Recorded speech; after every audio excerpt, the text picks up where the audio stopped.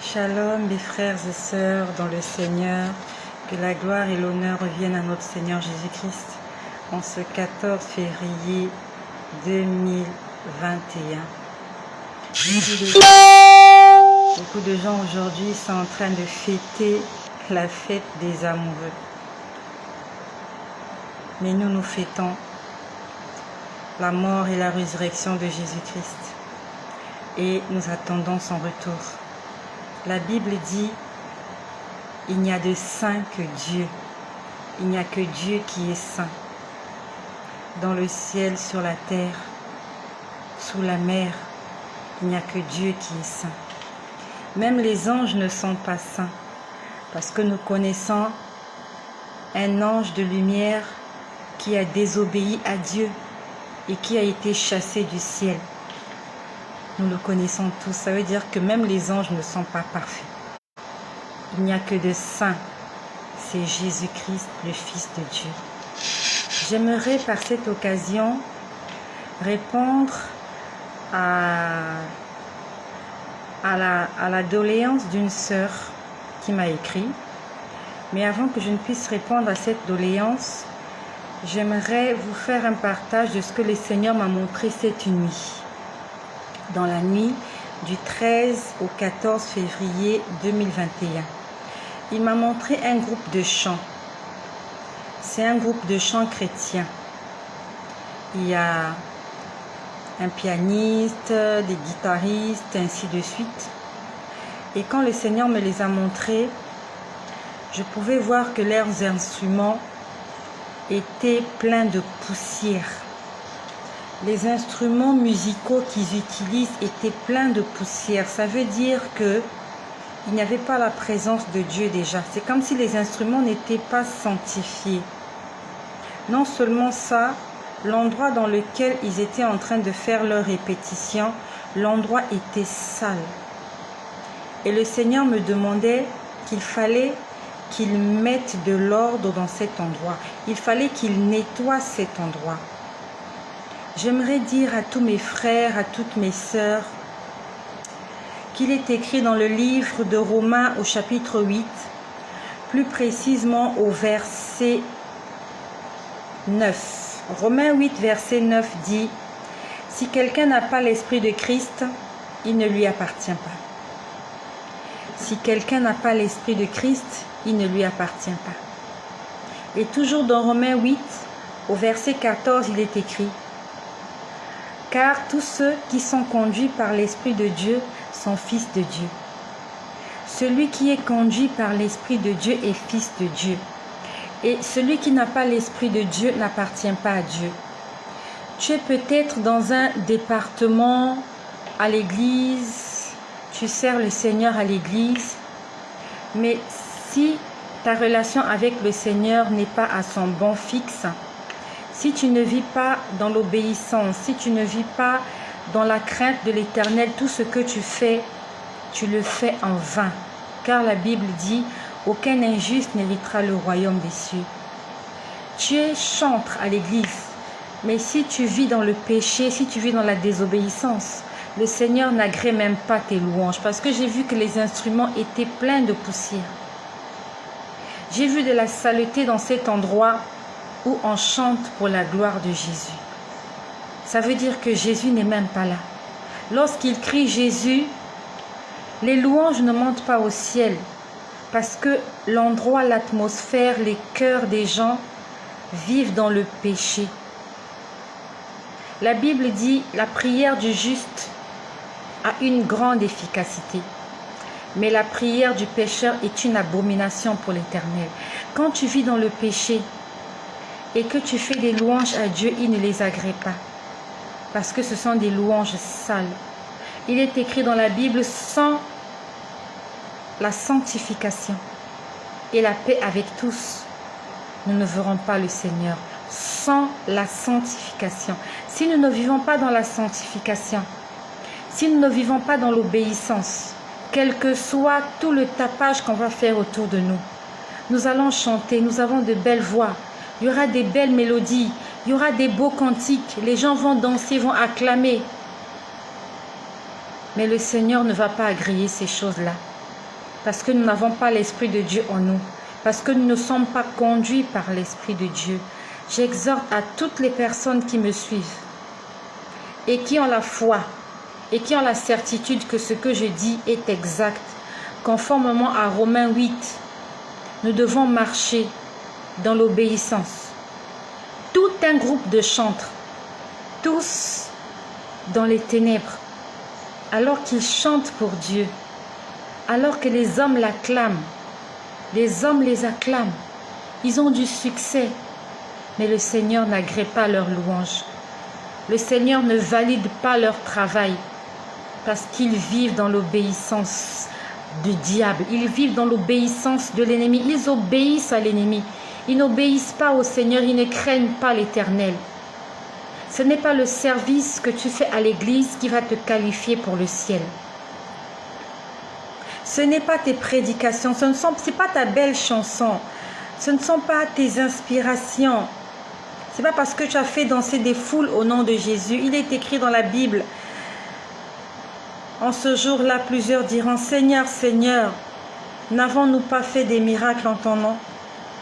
N'avons-nous pas évangélisé en ton nom? Mais il leur dira, retirez-vous de moi, vous tous qui commettez l'iniquité.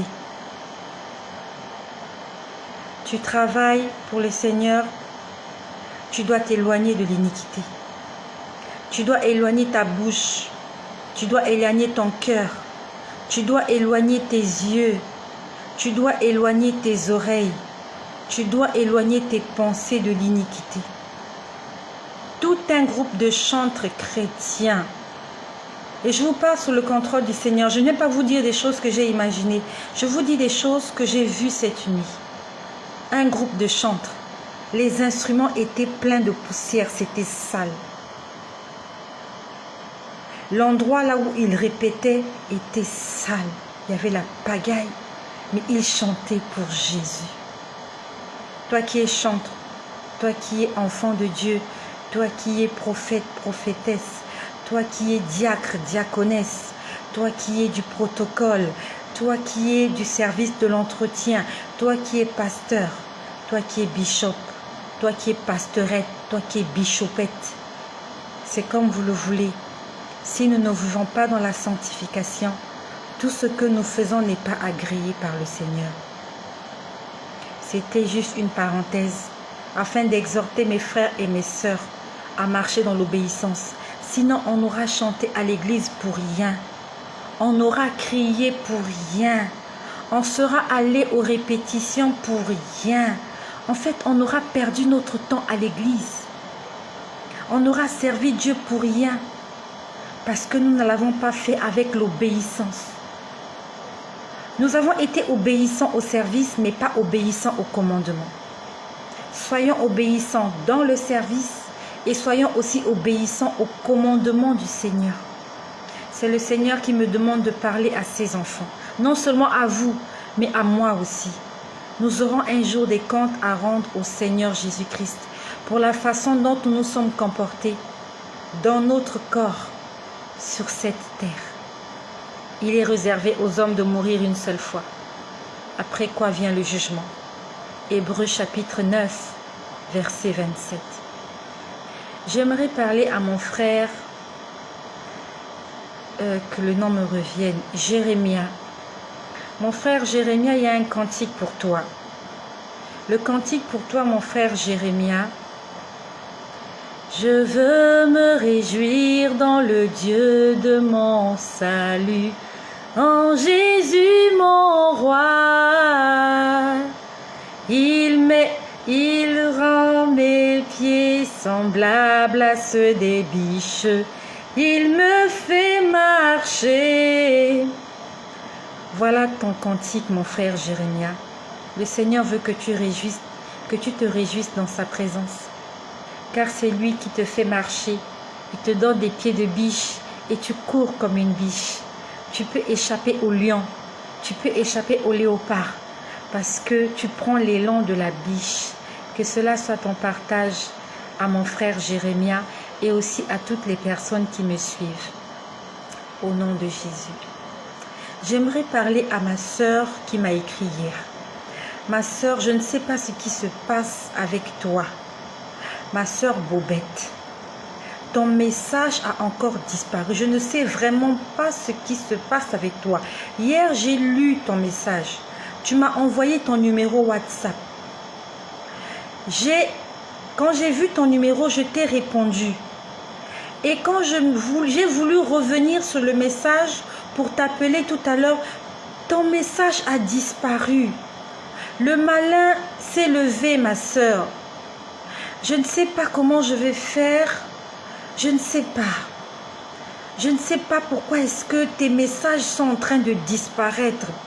En fait, le monde des ténèbres sait que tu es sur la bonne voie, que tu vas recevoir ton salut, que tu vas recevoir ta délivrance. Et ils sont en train de mettre des cales. Ils sont en train de mettre des cales. Je ne sais pas comment je vais encore retrouver ton message. C'est incroyable.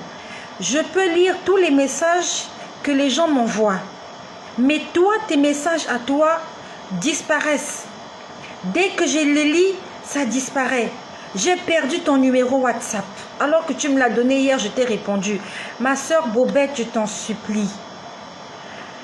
Nous n'allons pas laisser le malin prendre le dessus sur nous. Je t'en prie. Je ne peux pas donner mon numéro de téléphone en direct. Je t'en prie, ma sœur Bobette, lorsque tu vas recevoir ce message, écris-moi. Je ne sais pas, vraiment, je prie le Seigneur que tu m'écrives encore, que tu entendes ce message, ma sœur Bobette. Écris-moi, redonne-moi encore ton numéro de WhatsApp. Dès que j'aurai ton numéro, je vais t'appeler pour que toi aussi, que tu aies mon numéro. Comme ça, même si les messages disparaissent encore, tes messages disparaissent. Je n'ai aucun de tes messages alors que je sais que tu m'as écrit plusieurs fois. Tes messages ne restent pas dans inbox. Je ne sais pas pourquoi. C'est en train de disparaître. Ma soeur Bobette, dès que tu vas m'envoyer ton message, ton numéro WhatsApp, je vais te biper pour que toi aussi tu aies mon numéro. Et que même si le message a disparu, nous allons rester en contact. Parce que je comprends que le malin ne veut pas que tu puisses recevoir ta guérison, que tu puisses recevoir ta délivrance. Ça, c'est pour ma soeur Bobette. Et pour terminer, je vais répondre à ma soeur qui m'a écrit. Alors, j'ai une soeur qui m'a écrit. Elle m'a dit... en fait, elle m'a posé 3 problèmes. Le premier problème qu'elle m'a posé, elle m'a dit qu'elle a été baptisée dans une église, mais que c'était sous l'influence, je crois, de la copine de son père ou de la femme de son père. Puis après, elle m'a donné le nom de son église. Elle m'a donné le nom de son église. Elle m'a donné le nom de son église et elle m'a demandé si cette église était sous le contrôle du Saint-Esprit. Et troisièmement, je crois qu'elle m'a demandé s'il faut qu'elle retourne dans son pays ou il faut qu'elle reste là où elle se trouve. Donc je vais répondre à ma sœur. Premièrement, j'ai pris du temps pour prier là-dessus. Je prends vraiment du temps pour prier là-dessus. En fait, je fais comme Gédéon. Quand le Seigneur me montre quelque chose, insiste. Je veux qu'il m'explique. Je veux être sûre avant de venir vous donner des réponses. Je veux vraiment être sûre. J'insiste. Je reste pendant longtemps en prière. Je dis, Seigneur, j'insiste. Est-ce que ce que tu m'as montré, est-ce que c'est ça? J'insiste. Je dis, Seigneur, confirme-le-moi. Confirme-le-moi, Seigneur, confirme-le-moi. Et c'est quand le Seigneur m'a confirmé que je viens vous répondre. Et je prends vraiment du temps. Et je prends l'exemple, quand une sœur me donne 3 sujets, je ne demande pas les 3 sujets au même moment. Je demande un sujet seulement, un à un, step by step, pas à pas. Je demande un premier, je me concentre sur un sujet, je dis Seigneur, donne-moi la réponse à cette question. Je veux avoir la réponse à cette question. Quand j'ai compris la réponse du Seigneur, je viens vous la donner. Mais quand je n'ai pas compris, je ne peux pas venir vous la donner. Vous savez, Dieu parle de plusieurs manières. Comme je vous ai dit, souvent il me chuchote à l'oreille des choses. Souvent il me chuchote des choses à l'oreille. Souvent il me montre on va dire des signes, des images. Souvent les images, je les comprends, souvent je ne les comprends pas. Je prends l'exemple, comme l'apôtre Paul, tu peux être en train de prier, comme l'apôtre Paul avait dit, Dieu lui a, en fait, il a dit qu'on lui a amené de la nourriture impure. Et Dieu lui a dit mange. Mais ça signifiait autre chose. Le Seigneur voulait qu'il annonce l'évangile aux païens. Donc Dieu nous parle de certaines manières. Tu peux prier pour quelqu'un, Dieu te montre l'avocat. Mais ça ne veut pas dire que la personne va être transformée en avocat. Demande au Seigneur, Seigneur, que signifie l'avocat? Tu pries pour quelqu'un, Dieu te montre la bouteille de coca. Tu dis au Seigneur, Seigneur, qu'est-ce que signifie la bouteille de coca? Dieu parle comme ça. Et quand je vois des choses comme ça, je ne peux venir vous dire, ma soeur, le Seigneur m'a montré le coca, il m'a montré l'orange et une banane. Ça ne veut rien dire. Il faut que le Seigneur me l'explique. Qu'est-ce que signifie la banane? Est-ce que le Seigneur veut que tu puisses sentir la banane, ça veut dire le fruit de l'esprit? Est-ce qu'il veut? Il y a beaucoup de choses. Et c'est lui qui me dit ces choses-là. Je ne viens pas ici pour vous raconter de n'importe quoi. La sœur, j'ai prié pour toi, pour ton baptême. Je vais te répondre pour ton baptême. Et quand je priais pour toi, ça s'est passé cet après-midi, je priais pour toi, savoir si l'église dans laquelle tu pries est agréée. Le Seigneur me montrait des choses que je n'ai pas compris déjà moi-même. Donc comme je n'ai pas compris, je ne peux pas venir te le dire. J'ai vu des choses que je n'ai pas compris. Donc je vais insister. Je vais encore dire au Seigneur, Seigneur, ce que tu m'as dit, je n'ai pas compris. C'est le Saint-Esprit qui nous enseigne toutes choses. De par moi-même, je suis incapable de vous donner des prophéties. C'est le Seigneur qui me dicte, le Seigneur qui me montre tout ce que je vous dis. Je ne suis qu'un instrument. Je ne suis pas une extraterrestre. De par mes propres connaissances, par mes propres capacités, je ne vois rien. Donc si le Seigneur ne m'a rien montré, je ne peux pas venir ici vous raconter des choses pour vous faire plaisir. Parce que nous aimons entendre des choses qui nous font plaisir. Venir vous dire, oui, le Seigneur a dit, tu vas te marier cette année, tu vas voyager. Non. Si le Seigneur ne me l'a pas dit, je ne viendrai pas te le dire. Hier, j'ai répondu à une sœur, je crois. Je crois que c'était hier. Cette sœur vit en Tunisie et elle voulait savoir si le Seigneur voulait qu'elle aille en Espagne. Le Seigneur ne m'a pas répondu. Il m'a montré autre chose. Il m'a montré des vases qu'on était en train de remplir et de vider. Je lui ai dit, ma soeur, voilà ce que le Seigneur m'a montré.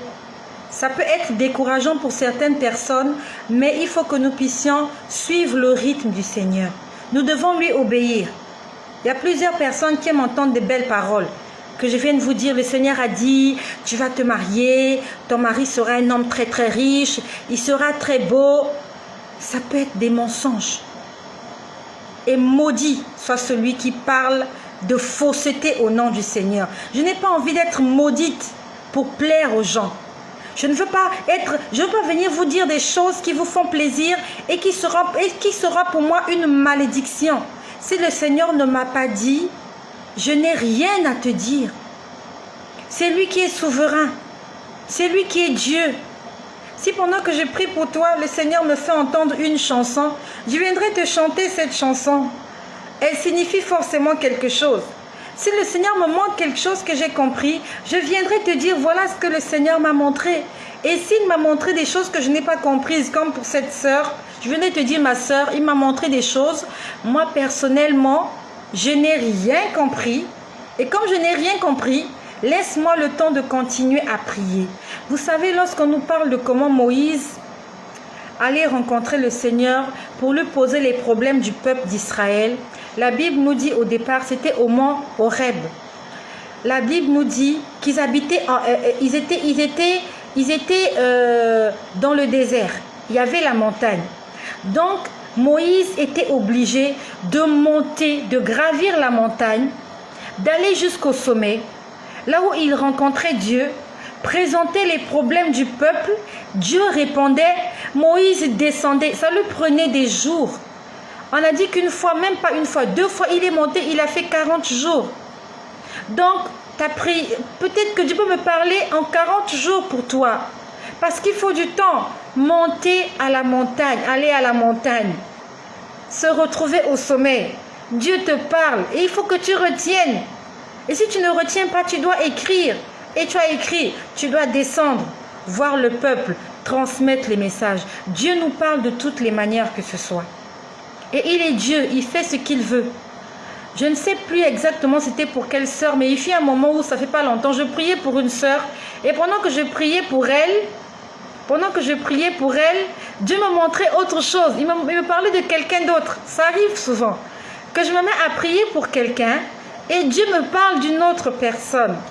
Avant-hier, quand je priais pour ma sœur qui est en Europe, je priais pour ma sœur qui est en Europe, ça fait 10 ans. Pour cette sœur-là qui a eu sa réponse. Pendant que je priais pour elle, en fait, quand j'avais fini de prier pour elle, je me souviens, je me suis levée, je suis allée vaquer à certaines occupations domestiques. Je suis revenue en prière, j'ai commencé à prier pour autre chose. Et pendant que je priais pour autre chose, le Seigneur a continué à me parler de ma sœur qui est en Europe depuis 10 ans. Donc, c'est Dieu qui nous conduit. Je ne suis pas conduite par des esprits comme certains. Il y a des esprits qui viennent, ainsi de suite, ainsi de suite. Moi, je suis conduite par l'Esprit de Dieu. Si le Seigneur me montre, je viens vous dire. S'il ne me montre pas, on attend, on patiente. Il est souverain, il est Dieu Tout-Puissant et il fait ce qu'il veut. Donc, j'aimerais répondre à ma sœur qui m'a dit, alors là, excusez-moi, je vais essayer de lire parce que je vois des commentaires. Je vois des commentaires, ok, Marcel de Leslie, amen, béni sois-tu. Bonjour ma sœur Tatiana, bonjour Sally, bonjour Rosette. Merci Seigneur de toujours nous parler par le canal de Merci ma sœur Marcel. Maman, avant de lire son message, fais une capture d'écran. D'accord, c'est ce que je ferai. Ma sœur Stella Milandou, bonsoir. Je vois encore Stella Milandou. Je vois ma sœur Nadine Patricia qui est là. Que le Seigneur te bénisse ma sœur. Alors je vois la sœur Océane qui me dit bonsoir ma sœur, c'est moi qui vous ai laissé le message que j'étais au Maroc. J'aimerais traverser pour l'Espagne. D'accord. Et je vois que ça s'affiche encore. Alors je vais... D'accord. Donc je t'ai répondu ma sœur hier, Océane. D'accord. Je ne sais pas si tu as lu le message, ma sœur Océane. Non, c'est pas au Maroc. Je crois que c'était en Tunisie. La personne qui m'a écrit était en Tunisie. On va apprendre à gérer notre mal en patience. Merci, Denisa. Merci bien. La patience est un fruit de l'esprit. Souvent, tu peux demander quelque chose au Seigneur. Le Seigneur répond en son temps. Et c'est à nous, aux hommes, de se plier. La Bible nous dit, ces voies ne sont pas nos voies. Le Seigneur a des voies qu'il a tracées pour nous. Peut-être que toi, tu veux qu'il te réponde aujourd'hui, peut-être que lui, il a envie de te répondre demain. Laissons-nous guider par le Seigneur. Alors, je vois Ashley qui est là. Amen, maman, et merci pour l'édification. Sois bénie, Ashley, au nom puissant de Jésus. Donc, j'aimerais répondre à cette sœur-là qui m'a dit qu'elle avait été conduite dans une église où elle a reçu un baptême, sauf qu'elle me dit qu'elle a été forcée de le faire. J'aimerais répondre à cette sœur-là, qui s'est faite baptiser indépendamment de sa volonté. D'accord. Sois bénie, ma sœur Luror, sois bénie au nom de Jésus. J'aimerais te répondre, ma sœur. Dans le livre de 1 Pierre au chapitre 3 au verset 21, on nous parle du baptême. Premièrement, le baptême dont on parle dans la Bible. Dans la Bible, on ne nous parle que d'un seul baptême. Le baptême a été institué par Jean-Baptiste. Jean-Baptiste a été le premier à baptiser les hommes et les femmes. La Bible nous dit que les enfants d'Israël venaient vers lui et qu'ils se repentaient. Se repentir, ça veut dire confesser ses péchés. Ils confessaient leurs péchés et ils prenaient la décision de commencer une nouvelle vie avec Dieu. Et Jean-Baptiste les prenait et les baptisait dans le Jourdain. Le Jourdain est un fleuve. Nous pouvons lire cela dans le livre de Matthieu.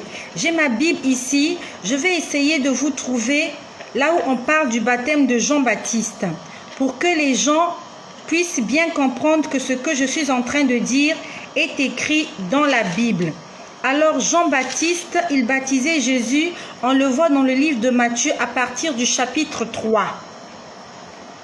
À partir du chapitre 3, et je lis le verset 6. « Et confessant leurs péchés, ils se faisaient baptiser par lui dans le fleuve Jourdain. » Le baptême institué dans l'Église par Jean-Baptiste, c'est le baptême par immersion, le baptême dans l'eau, dans le fleuve. Le Jourdain est un fleuve. Jean-Baptiste n'a pas lavé les mains des gens. Jean-Baptiste n'a pas lavé les pieds des gens. Jean-Baptiste n'a pas mouillé la tête des gens. Jean-Baptiste a trempé les gens dans l'eau, dans le Jourdain. Le Jourdain est un fleuve. Et aujourd'hui, il n'y a pas de raison que toi, tu ne sois pas trempé dans l'eau. Je ne sais pas si tu habites dans le Sahel, et même dans le Sahel, on peut trouver des oasis. Même dans le Sahel, on peut trouver une piscine où on peut te tremper dans l'eau. Et je ne sais pas s'il y a beaucoup de gens qui sont connectés à cette chaîne qui vivent dans le désert. Mais ce qui est sûr, c'est que dans n'importe quel endroit dans la ville où tu te trouves, tu peux avoir de l'eau, assez suffisamment d'eau pour qu'on puisse te tremper complètement dans l'eau, conformément au baptême de Jean-Baptiste. Et c'est ce baptême-là aussi que Jésus a fait. Nous pouvons toujours le lire dans le livre de Matthieu. Jésus est venu se baptiser, toujours dans le livre de Matthieu au chapitre 3. En dire alors, Jésus vint de Galilée au Jourdain, et ainsi de suite, il allait vers Jean. Jean l'a baptisé dans le Jourdain. Donc le baptême qui est agréé dans la Bible, c'est le baptême par immersion, totalement dans l'eau. Quand tu es sale, tu ne te laves pas seulement la tête. Quand tu es sale, tu ne te laves pas seulement les pieds. Quand tu es sale, tu ne te laves pas seulement les mains. Quand tu es sale, tu ne te laves pas seulement le dos. Il y a beaucoup d'enfants, nos enfants, ils ont joué. Il a joué au football toute la journée. Quand tu l'envoies se laver, il va se laver, il oublie de laver son visage. Et nous les mamans, on leur fait de reproches. Quand tu t'es lavé, mais regarde, ton visage n'est même pas mouillé. Tu t'es lavé, regarde, ton dos est encore sec. Parce que nous-mêmes, en tant qu'êtres humains, nous savons que se laver signifie mouiller tout son corps, nettoyer tout son corps. Et comment tu peux prétendre dire être baptisé alors que tout ton corps n'a pas été trempé dans l'eau, tout ton corps n'a pas été nettoyé? Si on a lavé que ta tête, ça veut dire qu'il n'y a que ta tête qui a été purifiée. Tout le reste de ton corps n'est pas purifié. Et je te laisse aller me trouver le verset dans la Bible qui dit qu'il y a une personne qui a été baptisée seulement la tête. On a seulement pris sa tête, on a lavé sa tête. Ou quelqu'un, on a seulement pris ses pieds, on a seulement lavé ses pieds. Je te laisse, toi qui m'écoutes, aller fouiller la Bible. Tu commences à partir du livre de Matthieu jusqu'à Apocalypse. La Bible, c'est fait pour être lire, pas pour être posée au chevet du lit comme protection. La Bible ne te protégera pas. C'est le Seigneur qui te protège. Parce que la Bible, là, même si tu la mets au feu, elle va brûler. Ce n'est pas la Bible qui te protège. C'est le Seigneur Jésus-Christ qui te protège. Et tu ne verras nulle part dans la Bible où on a lavé les pieds des gens, si ce n'est que lorsque Jésus a lavé les pieds de ses disciples. Quand il leur apprenait la soumission, quand il leur disait que le plus grand, c'est celui-là qui se fera plus petit. À part ça, on n'a pas parlé de laver les pieds, on n'a pas parlé de laver les mains, on n'a pas parlé de laver la bouche, on n'a pas parlé de laver les oreilles, mais on nous parle du baptême dans le Jourdain. Et si tu n'as pas le Jourdain chez toi, tu devras chercher une rivière. Si tu n'as pas de rivière, tu devras chercher une piscine. Si tu n'as pas une piscine, il y a sûrement un lac quelque part, là où on peut te tremper complètement. Tu dois te laver complètement. Tu dois te nettoyer complètement. Tu dois être purifié complètement, conformément à ce qui est écrit dans la Bible. Mais si tu ne respectes pas le baptême de Jean-Baptiste, alors tu n'es pas en conformité avec la Bible. Tu es en conformité avec un autre livre. Parce que la Bible nous parle du baptême par immersion. Et je vais toujours répondre à ma sœur. Il est écrit dans 1 Pierre au chapitre 3, verset 21, que le baptême, c'est l'engagement d'une bonne conscience envers Dieu. L'engagement, c'est prendre une décision. L'engagement, c'est faire une promesse. L'engagement, c'est une alliance. L'engagement, c'est un pacte. L'engagement, c'est une entente. L'engagement, c'est donner sa parole. L'engagement, c'est un vœu, c'est un accord. L'engagement, c'est un bail, c'est un contrat. Il faut avoir pris la décision. Ça doit être un engagement. Tu te décides de toi-même que je veux me faire baptiser. Le baptême ne doit pas être forcé. Et en anglais, engagement signifie fiançailles. Ça veut dire que tu as une promesse de mariage. Et quand on parle de fiançailles, ça se passe entre deux personnes. Un homme et une femme qui ont pris la décision de vivre ensemble. C'est un accord, c'est un partenariat, c'est un pacte, c'est une alliance. En fait, c'est un bail, c'est un vœu entre deux personnes. Et le baptême, c'est ça, c'est un engagement d'une bonne conscience. Et est-ce que les enfants qu'on baptise ont une bonne conscience? La conscience, c'est le moral. La conscience, c'est avoir le sens du jugement. La conscience, c'est pouvoir, ce sont des valeurs, en fait, la conscience, c'est le fait d'être responsable de ses actes. La Bible nous dit dans 1 Pierre au chapitre 3, au verset 21, le baptême, c'est l'engagement d'une bonne conscience. Donc, quelqu'un qui a décidé de sa propre volonté de servir le Seigneur. Quelqu'un qui a pris la décision sans y avoir été contrainte, sans être forcé de lui-même. C'est comme le mariage. Ça ne se force pas. Ça se passe entre deux personnes. Deux personnes se sont rencontrées, se sont aimées et se décident à vivre ensemble. C'est comme ça le baptême. Tu as entendu parler du Seigneur. Tu prends la décision de le servir de ta propre volonté.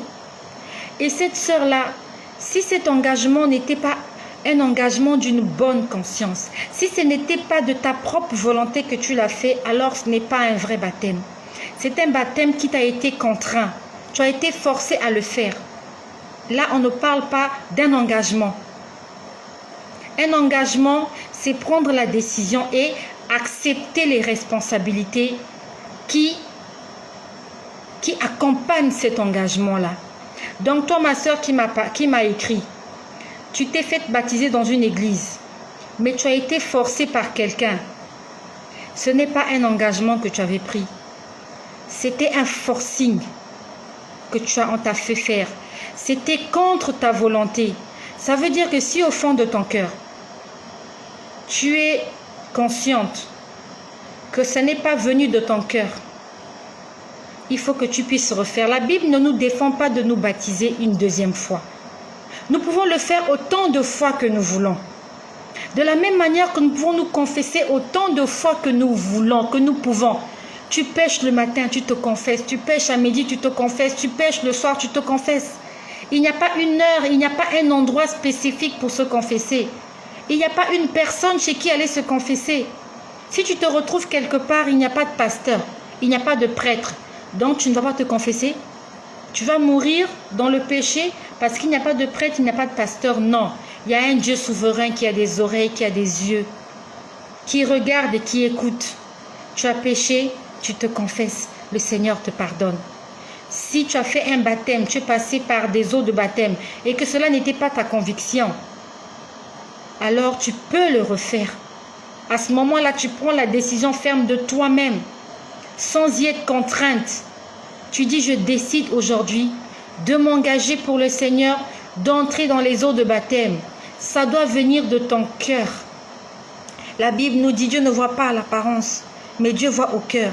Il ne voit pas l'acte que tu as posé, mais il voit la disposition de ton cœur. Est-ce que tu as pris la décision ferme de le servir? Il y a beaucoup de gens qui vont à la mairie, devant l'officier d'état civil.